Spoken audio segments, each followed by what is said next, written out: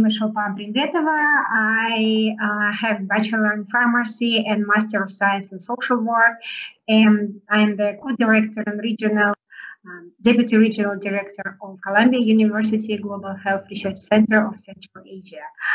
And a couple of words about our center. It was established early in 2002. The center conducts research to improve methods of prevention, treatment, and medical care for key populations with key significant diseases like HIV, TB, STIs, drug abuse, alcohol abuse.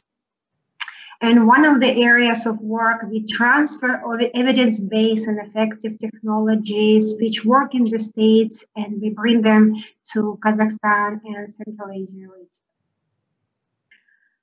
How did we start it? So in early 2000s, our Columbia alumni students established the center with the help of the faculty of School of Social Work. Actually, my director, Asiel, and me, we are the alumni of Columbia University, and we graduated this school, and with the seed grants we received from the President's Office of Columbia University, we established the center and operated. So our headquarters is in New York at Columbia University with the regional office based in Kazakhstan. We have been conducted our projects and studies in different cities of Kazakhstan, covering different parts of Kazakhstan, and also in Mongolia, Kyrgyzstan, Tajikistan, and we have representatives in Uzbekistan. Our main four activities, it's research, which is evidence-based and behavioral research, education, training, and the next level of all this as a result is policy dissemination. We use multidisciplinary approach in all our studies. So as you see on the slides, it's a list of sciences which is provided together. It's biomedical, social, psychology, behavior studies, economics, history, engineering, and even environmental science. And here's the different activities of our center, which is mainly HIV diseases, infection diseases, which is HIV, sexual transmitted infections, hepatitis, TB, it's alcohol, tobacco, and drug abuse, and related to the violence and stigma, sometimes it's even self-stigma, discrimination, mental health issues, migration, poverty, human rights, and universal access to healthcare and social services, and also non-infectious disease. It's a short story of our center, how many research we have conducted, we've covered more than 2,000 direct beneficiaries. And our center is a leading center in the region for publications and citations with all our research articles. Here's our team, which is based in Kazakhstan. So why HIV is related to drug abuse and why do we work with key populations? So it's a short few slides on statistics and general review what is going on. So globally, we have more than 15 million people who inject drugs. And rates in our region, Eastern Europe and Central Asia, unfortunately, is the highest. Right now in Kazakhstan, we estimate more than 127,000 people who inject drugs. And Kazakhstan is based on the routes of drug trafficking routes of heroin and other opioids, which comes from Afghanistan to Central Asia, then to Russia and to Eastern Europe. They are based at this trafficking hub. Unfortunately, in our region, numbers of HIV infections is increasing. And this HIV infections unfortunately correlates with the key populations who are sex workers, people who inject drugs, gay populations, and other people, other men who do sex with men, and less the partners of sex workers, and also the prisoners and migrant workers. And drivers of HIV among key population is stigma and self-stigma, it's gender inequalities, it's intimate partner violence, criminal justice, housing police, drug police, discrimination, and unfortunately lack of access to education.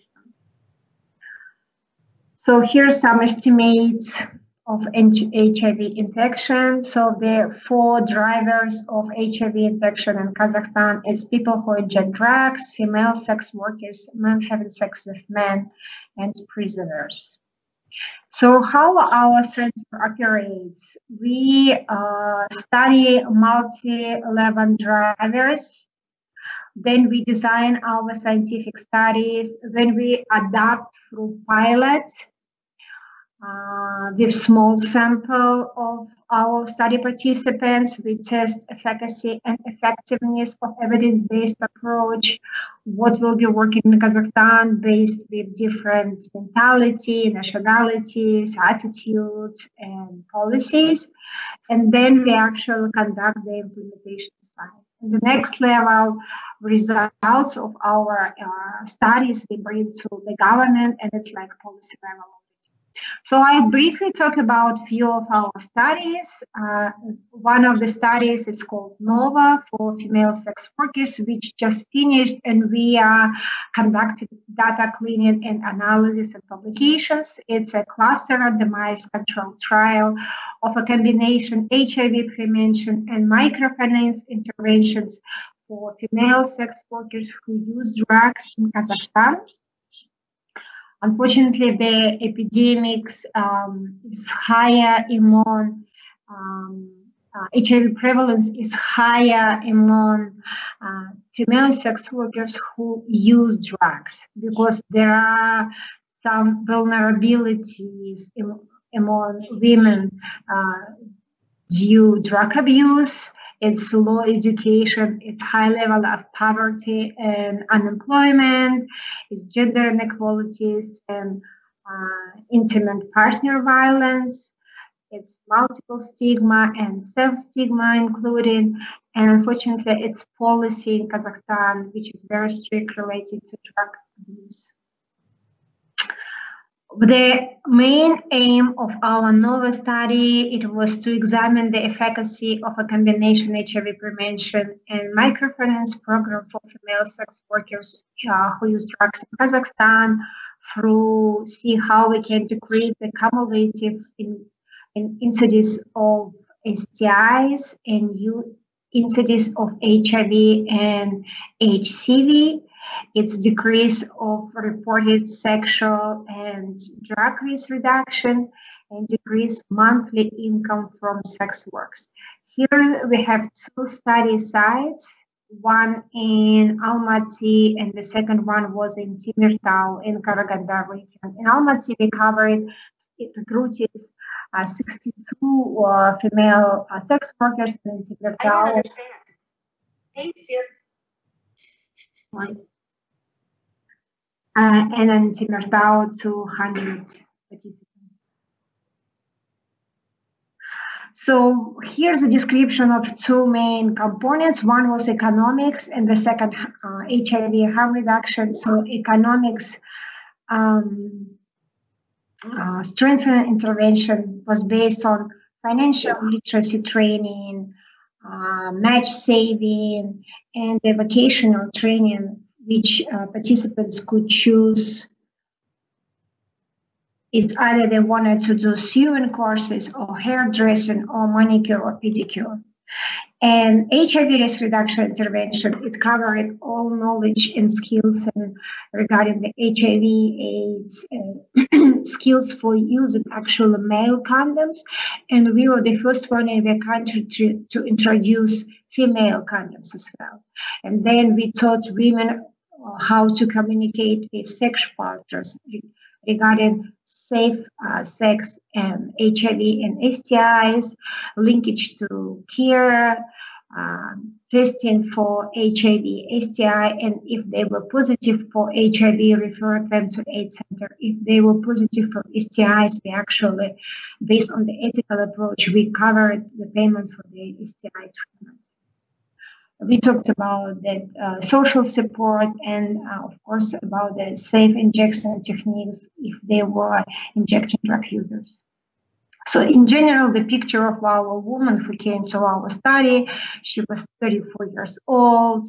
Unfortunately, majority of them finished only high school. They had primary sexual, half of them had sexual partners. Only 10% had full-time job. Sex, and for majority of them, unfortunately, sexual work was the primary source of income. Our study was very successful, and our director, Asil, she gave the talk at TEDx about this study. So unfortunately, female sex workers is very vulnerable group for HIV due to the risky sexual and drug use behavior. And the problem directed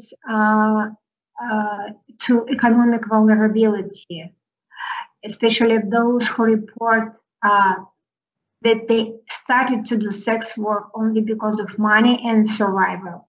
Majority of them, they did sex work. It was, we call it like survival sex work. Sometimes it's just for food or small cash or even for drugs. And rates of gender-based violence among female sex workers are very high. In other studies we conducted with drug users on HIV prevention, it's called BRIDGE, so improving HIV service delivery for people who inject drugs in Kazakhstan. The project calls implementation a package of free evidence-based intervention from CDC best practices for HIV prevention, and we use 90-90-90 UNAIDS strategy for those who get tested. They are aware of their HIV status, and 90% of those who are aware, they actually stay adherent. So for the first 90, we use a social network strategy. For testing strategy, we brought to the country express tests, rapid tests, and we delivered them in needle exchange programs, or we call it trust points here. And for the last 90 for treatment, we use ARTAS, case management.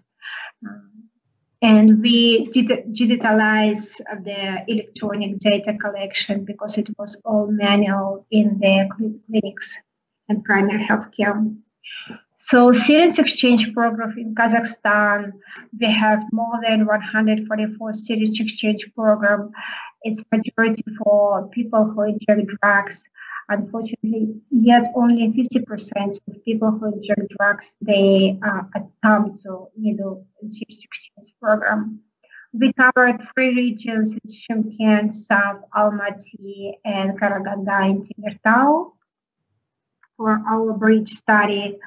Unfortunately, there were different barriers to services from drug users, from the study participants, and for the staff, which is like very high staff turnover. You train nurses, you provide them basic skills, you invest in them, and you come next time in a few months, and it's she's not working anymore.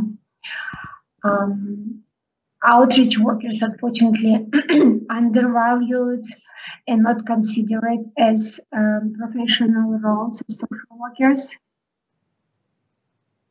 Syringe exchange programs, they were very limited to HIV care. They usually, if they're tested for HIV, they always provide referral to HIV/AIDS center. And it was like all paper and manual work for journals for nurses. It was absent of electronic resources. And we train the nurses at primary health care at trust points to do HIV counseling, testing, and referral through a series of and intensive training. And we use different strategies: training, a supervisory model, community of practice. There, all staff got together and discussed the strategies. And we provided technical support to trust points with equipping them with furniture, with equipment, computers, and data equipment. And we learned different lessons for clients, for staff, and for organization. For clients, there are structural barriers in order to get to trust points. Sometimes it's in a remote area or in the city, and it's very hard for drug users to get there. They need cash for transportation. Some of them need to be registered and have IDs because they had to have HIV services or testing or treatment only if you're the citizen of Kazakhstan and you have to bring your ID. Lack of medical and social services, for example, mental health or correlation diseases. For staff, we revisited the scope of work for nurses and for outreach workers, and train them new job like responsibilities. And actually, we move staff from just data collection to actually conducting the intervention on ARTA, on case management for HIV prevention and treatment. And there were some organizational and structural barriers, like you see on the slide. Another study is UNI, it's HIV prevention and MSM, which is men having sex with men. We increased involvement MSM to continuum of care in HIV in Kazakhstan. Here is the link. So the primary goal is to deliver the intervention, which would increase number of MSM engaged in HIV care in continuum by following 90-90-90 unit strategy. And our target population were men of the age of 18 and all who are currently have sex with another man, and they might be engaged in drug abuse, and they are eligible for HIV testing and treatment services at the AIDS centers. So we work with the men having sex with men, and the geography of the project is 3 cities, Nur Sultan in north, Shymkent in south, and Almaty in southeast. And one of the main areas is we recruit clients to come to the field offices using peer network communications. We train them to be the ambassador of MSM healthy lifestyle, and they themselves identify the community leaders among them. And using the role model, role play, we promote healthy lifestyle and safe practices of MSM. So here are some statistics. So another study is Amanbol. It's funded by the Elton John AIDS Foundation. Implementation of self-testing among men having sex with men and transgender people in Kazakhstan. Unfortunately, we realized that HIV prevalence among men having sex with men have been rapidly increasing for the last years. And this data was provided by the Kazakhstan Scientific Center of Dermatology and Infectious Diseases due to different factors. One of them is low level of awareness about STI and HIV. It's high stigma and self-stigma about their identity and sexual practice. Especially its high HIV stigma in the community toward not only MSM, but in general toward HIV positive people. Unfortunately, the lack of trust to HIV service providers and stigma toward the group by medical people as well. So in this project, we develop online platform. So everyone who identified themselves as 18 years and older and men having sex with men and being practicing unsafe sex, they can go online and order free HIV rapid test, and it will be delivered absolutely for free, confidential by the post service in Kazakhstan. And in this kit, we provide the self-testing kits with condoms, information or leaflets, and they can go online and share with us, again, confidential, their results. If they are positive, our staff will provide referral and help them to accept the diagnosis and get tested, confirmed at the AIDS center, and receive treatment. For 2 years, for 3 years of the project, we are going to cover more than 10,000 people, with indirect beneficiaries more than 50,000 people. We developed the site amanbol.kz, and we have already more than 200,000 views of this platform. And we hope that more than 30% of self-tested will share the result with us. Here is the links on site. They are very active on social media in all sites for LGBT community. Briefly, I talk about one of the studies we conducted in Almaty in Kazakhstan for youth who are at risk, calling bringing families together to prevent our young generation from HIV drug abuse. This study was conducted for teens of age 14 until 18 who are at risk situation, who use drugs, who use alcohol, who use tobacco, and they are prone to risky behavior. And we developed the computerized platform for teenagers and their caregivers who might be parents or caregivers if their parents are not available. And the sessions were in Russian language, very interactive. They go with caregivers together on substance use and HIV prevention. And they had very good results. And one of the studies we conducted on TB, cross-sectional study of TB risk factor among Central Asia migrants, and we did mapping in Kazakhstan for internal migrants and external migrants who come to Kazakhstan from different Central Asia countries. And we collected data in Kazakhstan, Tajikistan, Kyrgyzstan, and in Kazakhstan for Uzbek migrants as well. We call the study Caravan, and we examined self-reported TB symptoms, risk factors for TB, and knowledge and access to services in Central Asia countries.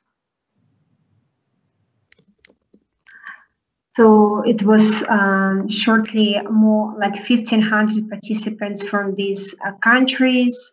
They were adults who work in different spheres. It's construction, in agriculture, in fields, and in market level.